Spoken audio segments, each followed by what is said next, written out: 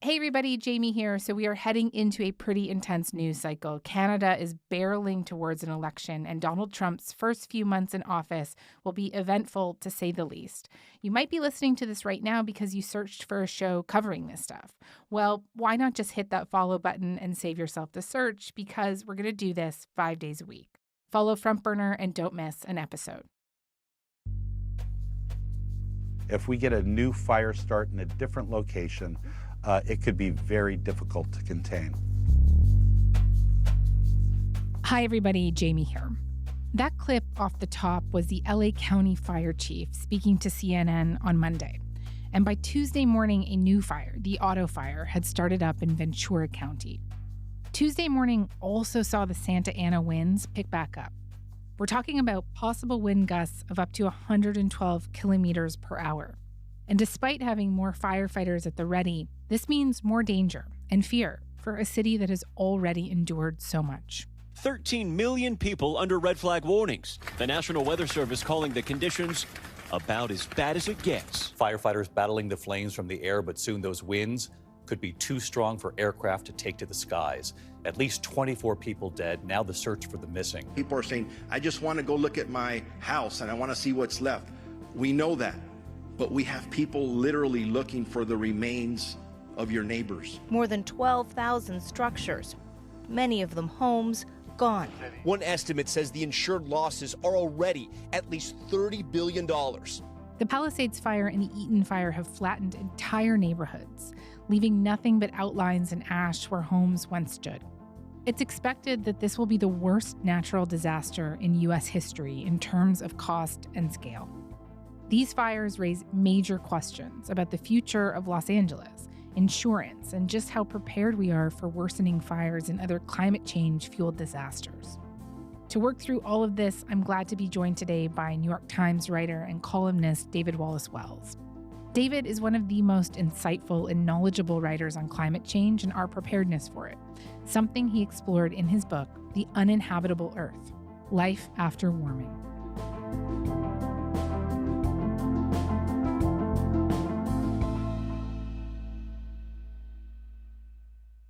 David, thank you so much for making the time. Thanks for having me. So just before we get going, I want to note that we are talking Tuesday afternoon around 2:30 p.m. Eastern Standard Time. This morning, we saw a new fire break out in Ventura County, and the conditions are expected to be very unfavorable until Wednesday around noon. The Palisades and Eaton fires are still far from contained. So this is still very much an ongoing fight. But I want to start with your reaction to what we've seen over the past week. What's been going through your head as these fires have raged on and the scale of the destruction and devastation has really come into focus? Well, personally, I start with that scale of devastation and destruction. I think too often in this business, we rush from a disaster to try to make meaning of it. Increasingly, it seems, by pointing fingers at one another and scapegoating. And I'm sure we'll talk in a little bit about lessons we might learn from this fire. But I think it's worth just pausing first with the sheer scale of destruction. Overnight, in a single night last week, a large urban neighborhood, Pacific Palisades, was effectively wiped off the map. Before, there are 23,000 people that live in this beautiful coastal community between the foothills of the Santa Monica Mountains and the Pacific Ocean. Those tens of thousands of people have been ordered to evacuate because of exactly what you're seeing. The famed Sunset Boulevard, from where I'm standing right now, all the way into the Palisades Village, every marker of this once vibrant community is gone.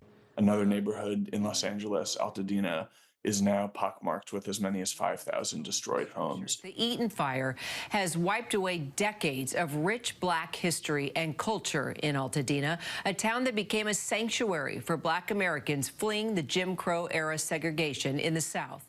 This is not something that even those of us who follow fire closely can, make sense of it in terms of scale. It is just an absolutely horrific scar that I think is going to last for quite a long time for Los Angeles and the people living in it. Mercifully, somewhat miraculously, the mortality count is relatively low, but the actual devastation to the built environment is really, really astonishing. And I don't think we're anywhere near understanding what it will mean for the city and its future. to look up at the skyline and see, a reminder of this devastation somewhat forever after. Yeah. Now, that all said, there also is a lot to take from this. And personally, I spent a lot of last week quite agitated about the blame game that was going on. I think a lot of it quite ill-informed, a lot of anger and rage. But there's something so, human in an ugly way to see blame being placed at the foot of individual actors, as though a disaster of this scale could possibly be the responsibility of a few bad political figures, of political leaders. And I think pretending that that is the case somewhat allows us to avoid reckoning with the true scale of what we're facing here, and ultimately the true scale of what we need to protect ourselves against that new risk.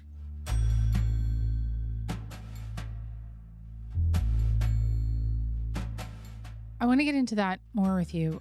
But first, I wonder if you could just spend a little bit more time explaining to me why this fire is so different from other major fires that we've seen in the past several years. So I'm thinking of Fort McMurray here in Canada in 2016, the Australian wildfires in 2020, the Lahaina fire in Hawaii in 2023. Of course, the scale, but it is ripping through this densely populated urban area, I think, in ways that the other ones didn't. Well, I would sort of tell the story in two different ways, one of which actually puts the Palisades fire and the Eden fire in the same category as Fort McMurray and Lahaina. And that is that we have seen over the last decade or half decade, depending on how you want to count, something like what's been called the return of the urban firestorm. So it used to be that even as we were watching, the total acres burned across the American West into Canada grow year on year, even as we were reckoning with the fact and the threat of larger and larger fires burning hotter and hotter, even as we were sort of wrapping our minds around that phenomenon, we were mostly looking, say, in 2017, 2018, 2019, 2020, we were mostly looking at wildland fires, wildfires, brush fires. They're called different things in different parts of the world. And that meant that we were primarily thinking about the future of fire in terms of our forests and what we could do to reduce risks in them and reduce risks from emerging out of them into the human environment where we actually all live. Mm-hmm. But really beginning with the Fort McMurray fire, we start to see a really new pattern, which is quite concerning. And it is the fact that the fires are now escaping those environments, those wildland environments, and don't even need all that much time or space in the wildland to get going, but can quite quickly jump into, suburban, semi-suburban, sometimes even urban environments like we saw in Palisades, not burning from tree to tree and occasionally destroying a house, but actually burning from home to home, turning the homes themselves into sort of a fuel landscape. Firefighters call it the Beast, a 240,000 acre inferno shifting with the wind. In Fort McMurray, firefighters found a smoldering wasteland. 15,000 were trapped outside the burn zone. Millions of dead trees are making the fire impossible to stop. And that really is a new thing. It's not something that firefighters in the 1990s or early 2000s were thinking all that much about. How do you fight fire in an urban environment? How do you prevent fire in an urban environment? We basically thought we had solved that problem.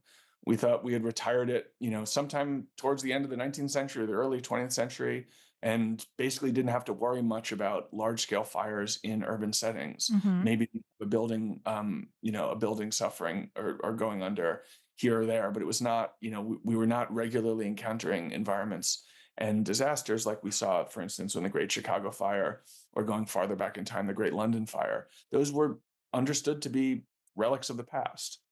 We're now entering into a new era in which they no longer are. And in fact, some of the most harrowing, distressing, tragic fire events of the last few years have been precisely this kind of event, not defined by huge acreage or devastation across, whole states or regions, but something much more local that is nevertheless home to so many people and so many homes that the human tragedy is much larger. The other big part of it is just that Los Angeles is not Fort McMurray, Canada.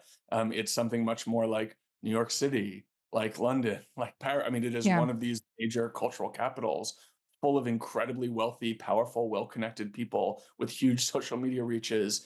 And so it reverberates much more profoundly around the world. It feels like a much larger lesson. That's because of the connections we feel to it. And it's also because, we tell ourselves that Los Angeles is a city. It's not set in the wildland or urban interface, even though that's not true. It is the wildland or urban interface. But when we think of it as such a major megalopolis that we can't imagine that it would be vulnerable to burning through like this in the same way that, small towns in rural Canada might be. And so you have a combination of the scale and the sort of felt relevance, the human proximity, because of the cultural footprint that Los Angeles has in the world. And I think that's what makes it a kind of uniquely harrowing, horrifying fire. And for many people watching around the world, I think a kind of a worrying portent of what may be to come.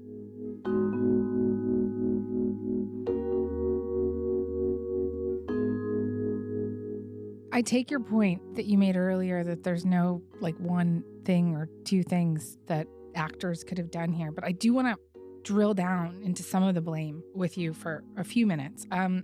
What are the individual mistakes that you've come across since you started reporting on this? Well, in Southern California, the risk of fire is determined by the growth of brush, primarily this chaparral brush that exists often in state parks and protected environments, sometimes in the backyards of large homes. The brush grows back as soon as you clear it. So if you're going to be clearing it in order to reduce fuel, you need to basically be doing that every year. It's in fact replenished by rain because it promotes growth. The brush that can then dry out very quickly.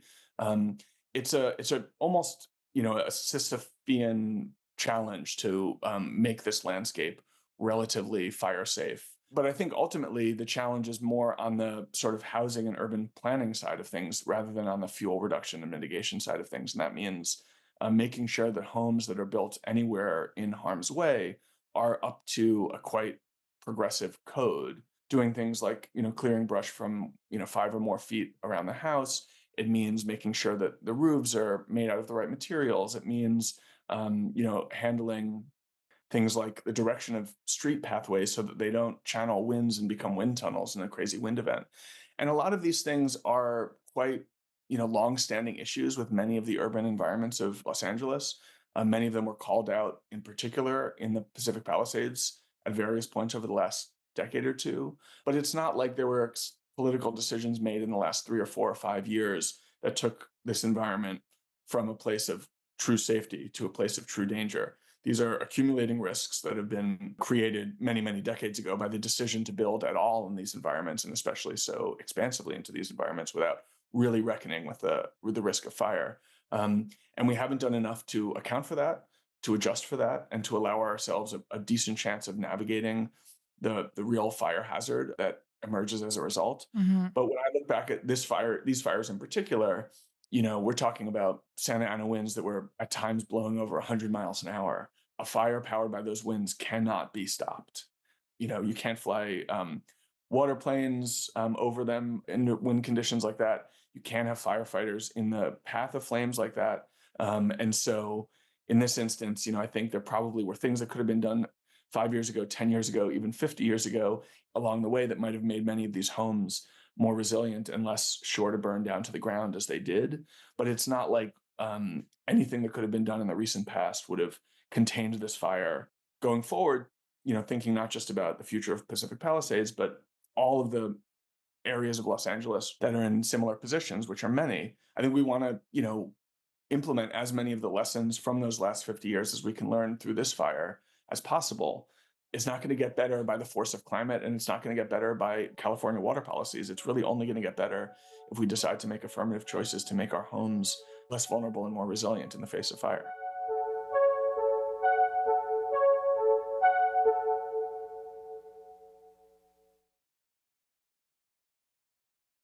How inevitable was this? How much of it is like a terrible confluence of factors that came together at the same time? And how much of it was the people were expecting something like this at some point? Well, when people talk about questions like that around fire, they tend to try to divide the question to a few different buckets. One is the question of ignition, like why did this fire start when it started? Is that preventable? then they also talk about the underlying ecological and environmental conditions, like what made the shrubland that gave rise to this fire, what made it as flammable as it was when the fire broke out, and how unusual or how rare were the winds that really powered it and pushed it into the communities that it ultimately destroyed. And then there's the question of how vulnerable those communities are to fire when fire comes. And each of them, I think, has to be answered a little bit differently. We still don't know exactly what gave rise to the Palisades fire. The best reporting that I've seen suggests that it may have been ultimately caused by a fireworks display on New Year's Eve, which was extinguished, according to the local fire department, but which sort of smoldered, possibly underground, possibly just without, giving up big flames for a period of whatever that would be, a week or 10 days afterward, and then flared up again when the winds picked up. And that's quite distressing because, we can talk all we want about, making sure that our power lines are safe and secure. We can worry about how we're policing arson, and there are instances of arson giving rise to large wildfires. It's also the case that many fires are started by lightning, so can't be controlled. But here's an instance of a fire that we knew about, we took action on, we got a hold of, and it snuffed out. And then, 10 days later, here it is roaring again. That really makes the whole thing a little bit hard to, get a handle on because, we do certain things with fires, with forest management, mechanical thinning, controlled burning. We do these things under certain fire conditions, but if the fires can actually persist until the conditions are ripe for a truly catastrophic fire, it means that the challenge of taking control of the underlying landscape is much, much, much, much harder. So I think there are real challenges there. The second set of conditions, that sort of basically like the climate context in which this is happening, most people would say that, these dynamics are inevitable and increasing. We're seeing more overlap of incredibly dry landscapes and incredibly powerful winds as climate change worsens. It's different in different parts of the state, and different ecologies respond differently. But this was something that could have been foreseen ahead of time. And we can also foresee now that it will get worse going forward. And the third part is the piece that we were talking about a few minutes ago, which is how much when we build and when we remodel, how much when we design new urban environments and do new development, how much are we really taking seriously the natural and increasing fire risk that shadows those environments and those communities? How much are we building genuine resilience into those homes? And how much are we basically choosing to live in delusion, preferring to believe that no real risk is coming and that we can sort of under-attend to rather than over-prepare for fires like these? I think one of the lessons of this disaster is that we've been doing far too much of the former, which is to say, basically pretending that we weren't nearly as vulnerable as we were, and not nearly enough of the latter, which is to say, taking seriously the people raising the alarm about risk and actually undertaking a new program of home hardening and urban planning that tries to at least blunt the risk, if not eliminate it entirely.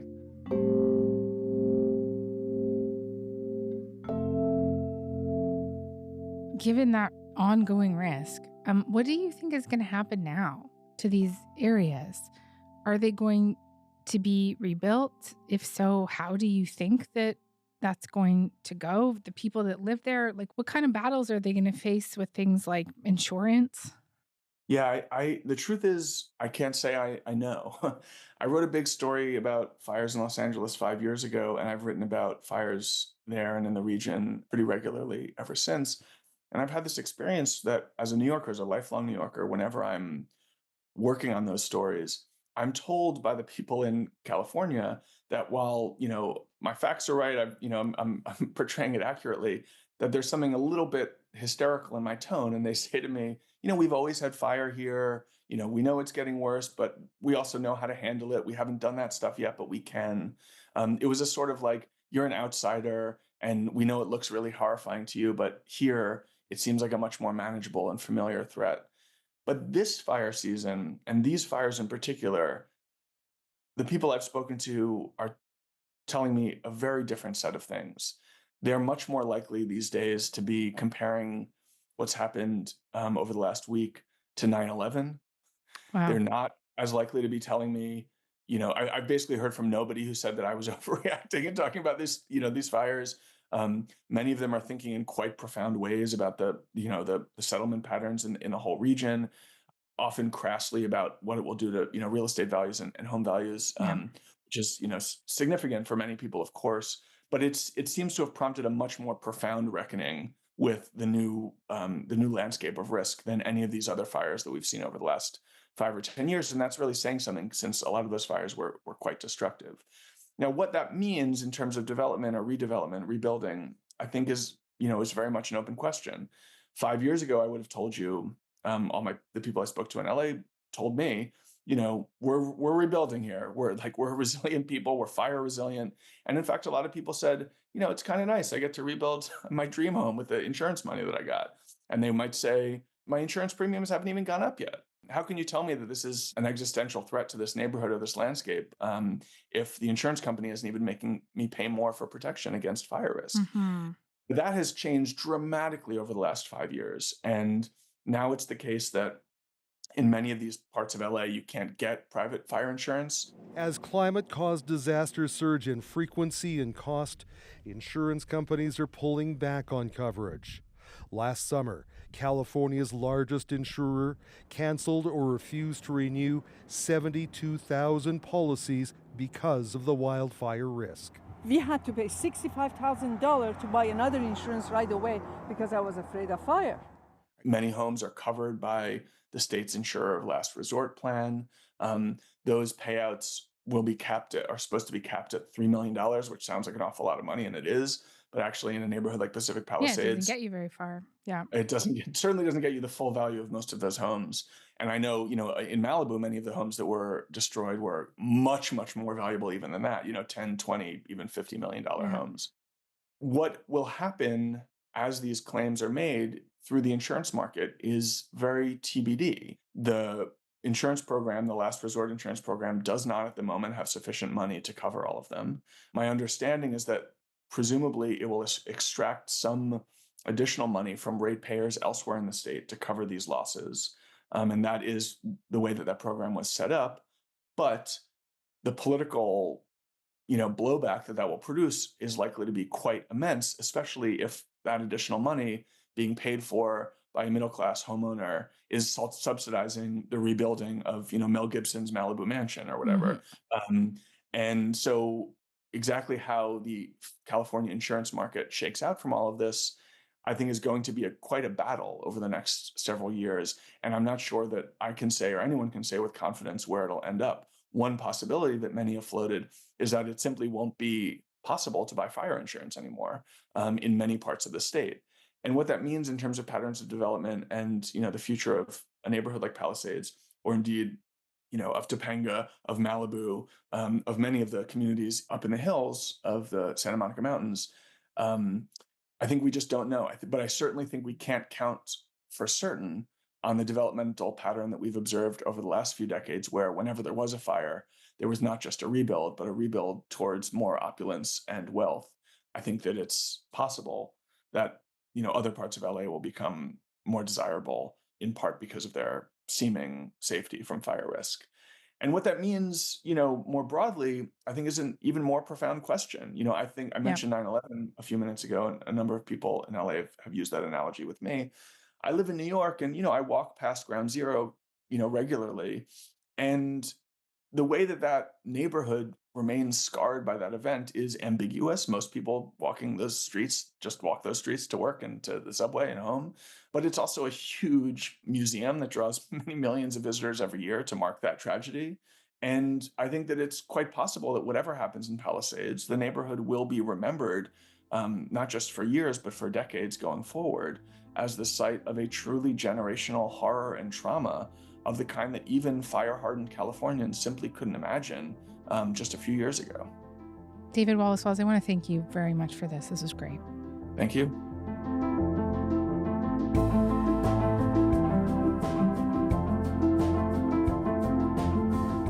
All right, that is all for today. I'm Jamie Poisson. Thanks so much for listening. Talk to you tomorrow.